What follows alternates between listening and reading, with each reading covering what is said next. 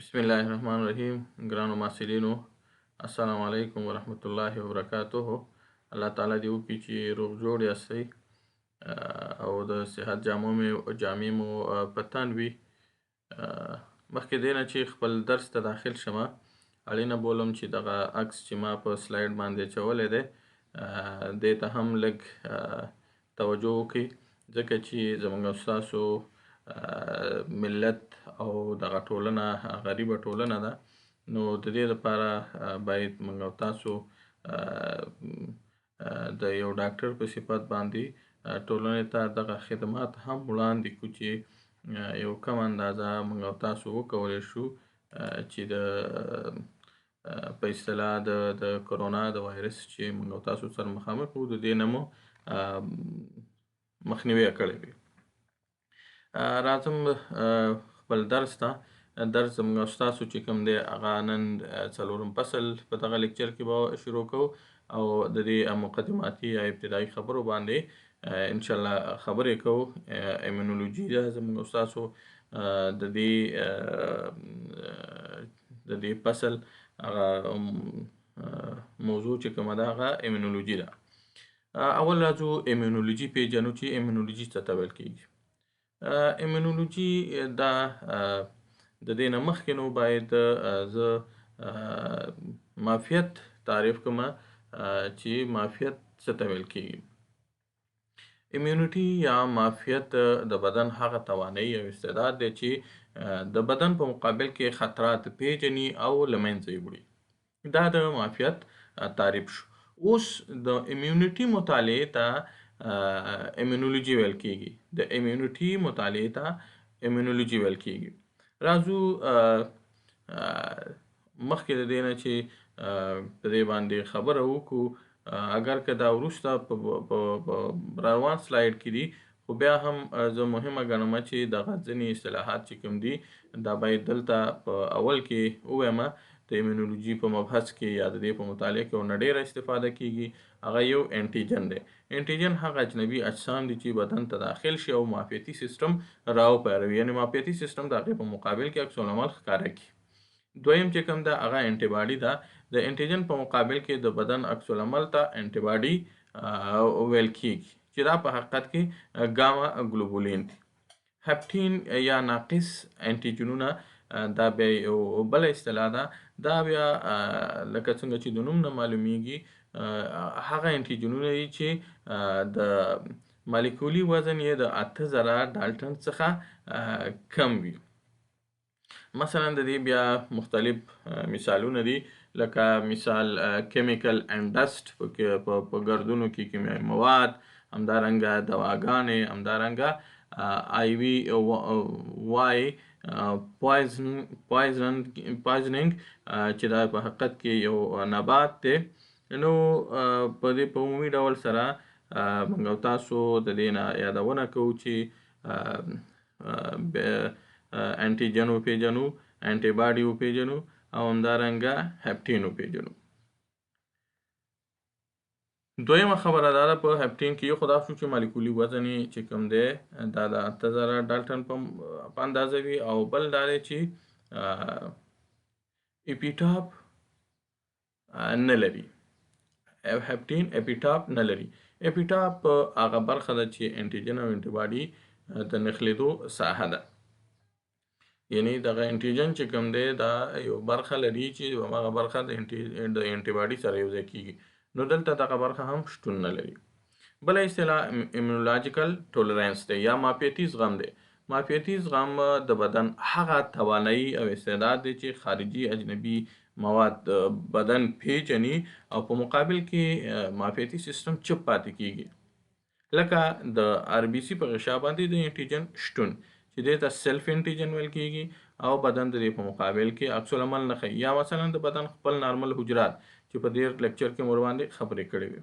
په عمومي ډول سره راځو اوس ټایپس اف ایمیونټي ته یا د معافیتي سیستم یا د معافیت ډولونو ته.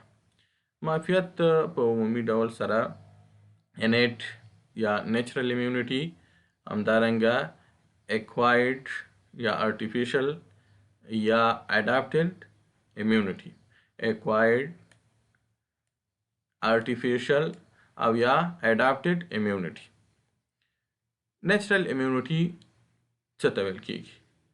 natural immunity محترمو ډاکټر صاحبانو داسې تعریفو چې د بدن هغه توانایي او استعداد دی چې په طبیعي شکل سره د انسان په بدن کې موجود وي یا په طبیعي شکل سره د انسان په بدن کې نغښتی وي. دا natural immunity ده. natural immunity د بدن هغه توانایي او استعداد دی چې په طبیعي شکل سره د انسان په بدن کې نغښتی وي. همدارنګه موږ او تاسو د دې ځینې مثالونو باندې خبره کوو، لکه مثلا په طبیعي شکل سره به څه شی وي؟ لکه سټامک HCl یا د معدې تیزاب، مکروفاجونه، پوستکی یا سکن، او ځینې مهم مثالونه یې په وینه کې لکه لایسوزایم، میجر بیسک پروټین، کمپلیمنٹ سیستم، نیچرل کیلر سیل، دای په وینه کې مثالونه دي. راځو اوس اکوایرډ یا ارټیفیشل او یا اډاپټډ امیونټي ته. اکوایرډ امیونټي د خارجي اجنبي موادو په مقابل کې د بدن څرګندېدونکي عکس العمل ته ویل کیږي. اکوایرډ امیونټي بیا په عمومي ډول سره په دوه ډولونو باندې ویشل کیږي. یوې اکټیو اکوایرډ امیونټي ده او بلې passive acquired immunity ده. passive acquired immunity او acquired acquired immunity دا د acquired immunity مثالونه دي، ډولونه دي. بخښنه غواړم. active acquired immunity څه ته ویل کیږي؟ یا فعال قسمي معافیت. کله چې بدن ته انټیجن داخل شي او بدن په خپله د دې په مقابل کې عکس العمل وښایي، د دې په مقابل کې ریاکشن وښایي، د دې په مقابل کې ځان آماده کړي، دې ته acquired immunity ویل کیږي. passive acquired immunity یا تیار جوړ شوی، د دې تعریف بیا څنګه کوو؟ passive acquired immunity داسې تعریفو چې تیار جوړ شوی انټي باډیګانې یا فعال ټي سیل د یو شخص څخه راخیستل کیږي یا د یو حیوان څخه راخیستل کیږي او بل جسم ته انتقالیږي. یعنی passive acquired immunity داسې تعریفو چې کله تیار جوړ شوي انټي باډیګانې او یا فعال ټي سیل د یو شخص بدن ته داخل شي، دې ته passive acquired immunity ویل کیږي. دغه ډولونه چې کوم دي موږ او تاسو په passive acquired immunity انشاءالله بیا موږ او تاسو وروسته کې ورباندې خبره کوو چې دا بیا په مزید دوه ډولونو باندې ویشل شوی دی. انشاءالله په ویکسینیشن کې به ورباندې خبرې وکړو. راځو اوس د اکوایرډ امیونټي د منځته راتلو نظره هم په دوه ډوله باندې ویشل کیږي، چې یوې سیلولر امیونټي ده یا سیل میډیټډ امیونټي یا ټي سیل امیونټي ده، او بل چې کوم دی هغه هومورل یا انټي باډي میډیټډ امیونټي او یا مثلا بی سیل امیونټي ورته هم ویل کیږي. سیلولر امیونټي یا ټي سیل امیونټي یا سیل میډیټډ امیونټي څه ته ویل کیږي؟ د دې په اړه خبرې کوو. هغه امیونټي ده، یعنی دا په حقیقت کې د کسبي معافیت یو ډول دی چې د ټي لمفوسایټ په واسطه منځته راځي. هومورل امیونټي بیا هغه امیونټي ده چې دا د بي لمفوسایټونو په واسطه منځته راځي. اول راځو ټي لمفوسایټ باندې یو څه اندازه خبرې کوو، وروسته بیا په ټي لمفوسایټ او بخښنه غواړم په بي لمفوسایټ. ټي لمفوسایټ که چیرته ټي لمفوسایټ داسې تشریح کوو که چیرته لمفوسایټونه د خپل ژوند اخرني پړاوونه یا د اخرني پړاوونو د پوره کولو لپاره د تایمس غدې ته لاړ شي، نو د ټي لمفوسایټ په نوم یادېږي.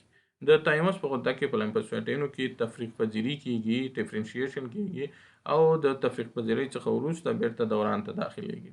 کله چې لمفوسایټونه د تایمس غدې څخه وځي نو تقریبا 90% بیرته تخریبیږي. د تایموسین په نوم یو پروټین یو انزایم دی، بخښنه غواړم پروټین دی چې دای بیرته تخریبي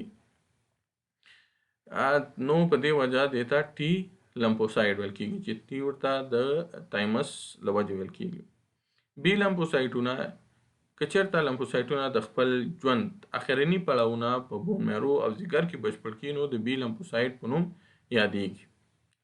دلته بیا د بي کلمه بون میرو او بیا مثلا ځیګر ته له وجې نه ده ورکړل شوې. د لومړي ځل لپاره دغه بي لمفوسایټونه چې کوم دی دا د مرغانو په بدن د مرغانو کې کشف شو او په بورسا پیبریکا برخه کې وو، نو چې په ټولو تی لرونکو حیواناتو کې دا نشته. نو د بورسا پیبریکا له وجې ورته بیا بي لمفوسایټونه ویل کېږي. دغه کار چې بورسا پیبریکا په مرغانو کې سرته رسوي، په انسانانو کې دا په بون میرو او ځیګر کې سرته رسیږي. نو ځکه ورته بي لمفوسایټ ویل کېږي. مخکې مې وویل چې دا په وروسته سلایډ کې را روان دي. انټیجن، انټي باډي او هپټین په دې باندې مې مخکې خبرې وکړې، په درې واړو باندې مې خبرې وکړې. راځو لمفوسایټونه د کسبي معافیت بنسټ جوړوي. د بي او ټي دوه ډوله لمفوسایټونه سیل میډیټډ او انټي باډي میډیټډ معافیت ترتیبوي. په دې مې هم خبرې وکړې چې لمفوسایټونه د اکوایرډ امیونټي هغه ابتدایي او بیسیک اساسات دي، یعنې د دې په واسطه منځته راځي، چې بیا په دې باندې هم خبرې وکړې چې سیل میډیټډ دا د ټي لمفوسایټ په واسطه منځته راځي، او انټي باډي میډیټډ چې کوم دی دا بیا د بي لمفوسایټ په واسطه منځته راځي. نو که چېرته لمفوسایټونه کار پرېږدي یا خپل فنکشنل لیست شي، فنکشن خپله وظیفه له لاسه ورکړي، نو په یو شخص کې چې کوم دی بیا به دوی نه توانېږي د دې کسبي معافیت چې کوم دی دا به بیا له منځه لاړ شي. په دې باندې مې هم مخکې خبرې وکړې چې د تایموس غده د ټي لمفوسایټونو پروسیسینګ کوي، یعنې هلته ډیفرنشیشن، تفکیک پذیري او ټول هغه معلومات چې دا اخلي دا د ټي لمفوسایټونه په تایمس کې، او بي لمفوسایټونه چې کوم دي هغه بیا په ځیګر او بون میرو کې سرته رسیږي. دغه هغه شیماټیک حالات دی چې کله تایمس ګلینډ کې یا مثلا بون میرو کې په لیور کې یو لمفوسایټ هغه سرته هغه ډیفرنشیټډ کیږي، هغه پکې د هغې هغه وظیفوي خاصوالی راځي، په وظیفه کې ښه والی راځي، او بیا وروسته دا د انټیجن په مقابل کې یا خارجي اجنبي مادې په مقابل کې عکس العمل ښیي. نو په دې طریقې سره دا موږ ته دغه ښیي. راځو اوس بي انټي lymphocyte activation and clone role. په اول کې باید مخکې دی نه چې په دې د بي او ټي لمفوسایټ په اکټیویشن باندې خبرو وکړو، کلون پیژنو، د کلون اهمیت باندې. کلون په حقیقت کې د بي یا ټي لمفوسایټونو ډلګۍ ته ویل کېږي، ټولګي ته ویل کېږي، ډلې ته ویل کېږي. چې کله بي لمفوسایټونه د انټیجن سره مخامخ شي، بي لمفوسایټونه د هغې په مقابل کې انټي باډي جوړوي، او ټي لمفوسایټونه چې کوم دي د انټیجن په مقابل کې فعالیږي. نو دغه ډلګۍ جوړوي او دغه ډلګۍ ته کلون ویل کېږي. اوس راځو د کلون اهمیت څه شی دی. د کلون اهمیت چې کوم دی دا به په جدا جدا ډول باندې ووایو. اول به د بي لمفوسایټ په اکټیویشن باندې خبره وکړو. ما مخکې ویل چې کله انټي باډي جوړه شي د یو انټیجن په مقابل کې، یعنی که داسې ووایو چې بي لمفوسایټونه چې کله د انټیجن سره مخامخ کېږي، خارجي اجنبي مادې سره مخامخ کېږي، نو بي لمفوسایټونه د دې په مقابل کې انټي باډي جوړوي. دا د دې د فعالېدو حالت دی. ټي لمفوسایټونه بیا په خپله غشا باندې سرفیس ریسپټر پروټین یا ټي سیل مارکر لري. بکټریا دغه برخې سره یوځای کېږي او ټي لمفوسایټونو کلون جوړوي. نو دغه د دوی هغه په لنډ ډول باندې د فعالېدو په اړه خبرې شو. د بي لمفوسایټونو په فعالېدو کې د ټي سیل رول. راځو اوس د ټي سیل رول دا تقریبا دا پورته خبرې تکراري دي. T cell role and B lymphocyte activation.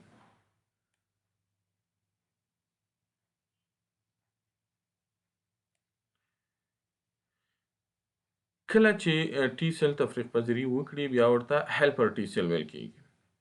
هیلپر ټي سل مختلف مواد افرازوي د بی لمفوسایت د ودې لپاره لکه انټرلوکین 4 انټرلوکین 5 او انټرلوکین 6 چې دا مواد د بی لمفوسایت سټیمولیټینګ فیکټر په نوم هم یادېږي. یعنی کله چې ټي سل کې ډیفرنشیشن کیږي د یو ډول بیا هیلپر ټي سل جوړیږي او دغه هیلپر ټي سل بیا د بی لمفوسایټونو د ودې لپاره ځینې انټرلوکینونه لکه انټرلوکین 4 5 او 6 افرازوي چې دا د هغې د ودې سبب کیږي، نو ځکه ورته بی لمفوسایت سټیمولیټینګ فیکټر هم ویل کیږي. humoral immunity and antibody formation. humoral immunity and antibody formation. خلطي معافیت او د انټیباډي جوړېدل. خلطي معافیت یا humoral immunity د بی لمفوسایت په واسطه منځته راځي. په دې ډول معافیت کې انټیباډي جوړیږي. اوس راځو دې ته چې انټیباډي فارمیشن څنګه کیږي. کله چې بی لمفوسایت د انټیجن سره مخامخ شي نو په پلازما بلاست باندې بدلیږي. پلازما بلاست بیا په پلازما سیل باندې بدلیږي او پلازما سیل بیا انټیباډي جوړوي. هر پلازما سیل په هر 10 دقیقو کې تقسیمیږي او هر پلازما سیل 9 ځلې تقسیمیږي. په یوه ثانیه کې تقریبا تر 200 میلیونو په تعداد کې انټیباډیګانې جوړیږي. هر څومره چې پلازما سیل ډیر وي نو په هماغه اندازه به انټیباډیګانې ډیرې جوړیږي. Difference between primary and secondary reaction, response and formation of memory cell. د ابتدایي او ثانوي عکس العمل ترمنځ تفاوت او د میموري سل یا حفاظتي او یا مثلا یاداشتي حجراتو جوړېدل. مخکې میموري سل باندې خبره کوو او وروسته ان شاء الله بیا په د دوی دواړو فرقونه باندې. میموري سل د بی لمفوسایت فعال شوي کلون بقای شوي برخه ده. مخکې هم کلون نه یادونه وکړه چې دا د فعال شوي حجراتو برخه ده البته د بی لمفوسایت. د میموري سل اهمیت څه شی دی؟ د پخواني داخل شوي انټیجن خصوصیات له ځان سره ثبتوي او هر کله چې همدغه انټیجن د دوهم ځل لپاره بدن ته داخل شي نو مقابل کې شدید او چټک عکس العمل ښکاره کوي. اوس راځو د پرایمري او سیکنډري ریسپانس یا عکس العمل ترمنځ فرقونه وایي. اول راځو پرایمري ریسپانس ته. پرایمري ریسپانس یعنی کله چې اول ځل لپاره بدن ته یو انټیجن یو خارجي اجنبي ماده داخليږي. دغه د دې په مقابل کې عکس العمل سلو وي، ډیر رو به وي، کمزوری به وي، ضعیفه به وي او دوام به کم وي. ثانوي ځواب یا سیکنډري ریسپانس بیا چټک یا ریپډ به عکس العمل ښکاري، قوي به وي او ډیوریشن به هم زیات وي. نو د دې دواړو ترمنځ فرق دغه شو. راځو نیچر اف انټیباډي یا د انټیباډیګانو نیچر ته، طبیعت چې په حقیقت کې انټیباډي څه شی دی. په اصل کې انټیباډي ګاما ګلوبولین دي او په ګاما ګلوبولین کې بیا ایمونو ګلوبولین دي یا ایمونو ګاما ګلوبولین دي. انټیباډیګانې 15 ډوله کلاسونه لري چې په دې کلاسونو کې آی جی ایم کلاس 10 درانده او 10 سپک زنجیرونه لري او نور ټول کلاسونه 2 درانده او 2 سپک زنجیرونه لري. هر دروند زنجیر د 400 امینو اسیدونو څخه جوړ شوی دی او هر سپک زنجیر د 200 امینو اسیدونو څخه جوړ شوی دی. د انټیباډیګانو مالیکولي وزن تقریبا د 1,20,000 نه واخله تر 9,60,000 ډالټنه پورې دی. ایمونو ګلوبولین د پلازما د ګلوبولین د پروتین تقریبا 20% برخه جوړوي. هر زنجیر بیا په عمومي ډول سره 2 برخې لري. یوې ویریبل یا متغیره برخه ده او لکه په دې شکل کې تاسو ګورئ ویریبل برخه او بل کانسټنټ پورشن یا کانسټنټ ثابته برخه. د انټیباډي او انټیجن ترمنځ رابطې اشتراکي نه دي بلکې ایونیک، هایدروجني او انډر والز رابطې دي. انټي سپیسیفیسیټي یا د انټي خاصتوب. په دې مخکې دی نه چې په دې بل عنوان باندې خبرو وکړو، نو دلته دا تاسو په دې شکل کې ګورئ چې دا لایټ چین دی چې د 200 امینو اسیدونو څخه جوړ دی. دا بیا هیوي چین یا دروند زنجیر دی چې دا بیا د 400 امینو اسیدونو نه جوړ دی. دغه پورتنۍ برخه چې کوم ده دې ته ویریبل پورشن ویل کېږي، متغیره برخه ده. دې کې تغییر راځي او د انټیجن چې کوم سی وي په هغه شکل باندې جوړیږي، او دغه بله برخه چې کوم ده دا ثابته برخه ده. تاسو ګورئ په دې شکل کې چې د هیوي او د لایټ چین ترمنځ چې کومه رابطه ده دا د ډای سلفاید په واسطه باندې دواړه یو بل سره رابطه قایمه کړې ده.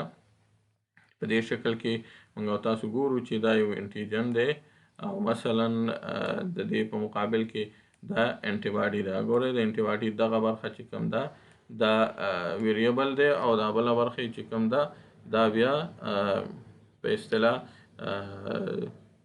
کانسټنټ برخه ده.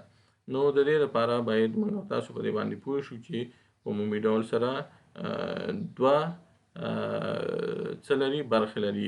یو انټي باډي چې وی ویریبل پورشن یا متغیره برخه ده، او بل چې کوم ده هغه بیا کانسټنټ یا ثابته برخه ده. بل خاصتوب د انټي باډي ته راځو چې کوم ډول انټیجن بدن ته داخل شي په هماغه شان انټي باډي ورته په بدن کې جوړیږي. دا تغیر د انټي باډي په متغیره برخه کې راځي، یعنی کوم چې انټیجن دی د هماغه په شان ورته جوړیږي. کلاسز اف انټي باډیز ته راځو. تقریبا 15 ډوله کلاسونه لرو: آی جی ای ایمونوګلوبولین الفا، آی جی ای ایمونوګلوبولین اپسلان، آی جی ډي ایمونوګلوبولین ډلټا، آی جی جی ایمونوګلوبولین ګاما، آی جی ایم ایمونوګلوبولین میو. آی جی ای په عمومي ډول سره دا لوکل ډیفنس ان ایکسټرنل سیکریشن کې رول لري، لکه مثال په اوښکو کې. آی جی الرجیک کنډیشن کې رول لري. آی جی ډي لمفوسایټونو ته د انټیجن په ورپېژندلو کې رول لري، او آی جی جی او آی جی ایم دواړه کمپلیمنٹ فکسیشن کې رول لري. نو په لاندې ډول سره دا زموږ ستاسو د نننۍ درس هغه اخرنۍ خبرې وي. ان شاء الله په روانو درسونو کې به بیا په انټي باډي افیکټ میکانیزم او نورو باندې